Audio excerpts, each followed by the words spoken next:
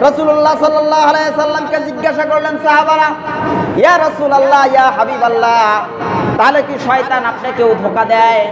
এবার রাসূলুল্লাহ সাল্লাল্লাহু আলাইহি সাল্লাম বললেন, তোমাদের কাছে যে একটা করে শয়তান আছে, আমার কাছেও একটা শয়তান আছে, কিন্তু আমার শয়তানটা আমার দাওয়াত গ্রহণ করে কালিমা পড়ে মুসলমান হয়ে গেছে। সুবহানাল্লাহ।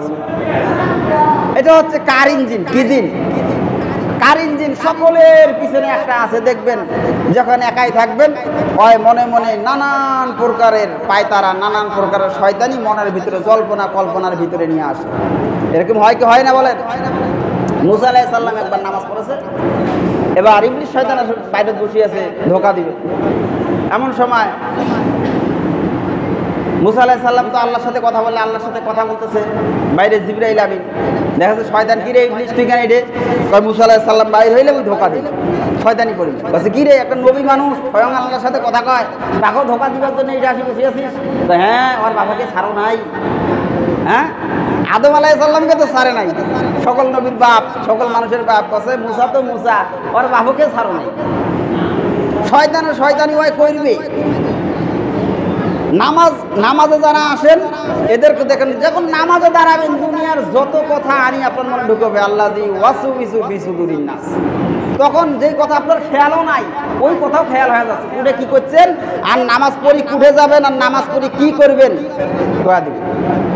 এটা নিয়মে। আল্লাহর নবী সাল্লাল্লাহু আলাইহি সাল্লাম একদিন আসরের নামাজ পড়াইছে 2 রাকাত।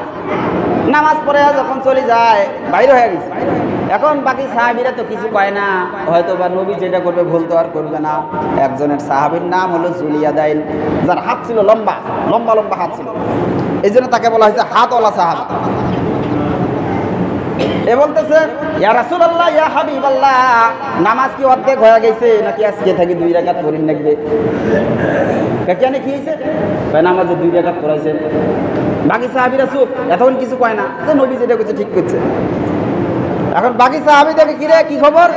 জি ইয়া রাসূলুল্লাহ, 2 রাকাত নামাজে পড়াইছে। কয় নামাজ ছোটও হয় নাই খাটো হয় নাই, 2 রাকাত আজ থেকে পড়তে হবে না, এটা ভুলেই গেছি, ভুলাই দিছে শয়তান। আবার আসিয়া 4 রাকাত নামাজ পড়ছে।